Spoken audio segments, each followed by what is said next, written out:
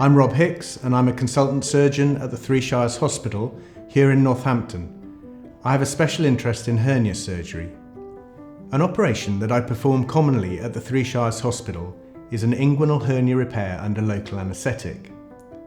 This technique has the advantage of not needing a general anaesthetic. The operation involves placing a mesh between the muscle wall layers to cover the hole in the abdominal wall. Using a mesh has been shown to reduce the chance of recurrence of the hernia. Before the operation, a series of injections will make the area numb so that you don't feel any discomfort. You should expect to be in hospital for half a day and walk out of the hospital an hour or so after the operation. It takes about a week to recover, 4 weeks until you are back to full exercise. This technique is particularly good for those people who prefer not to have a general anaesthetic, or where the risks are increased due to other medical conditions.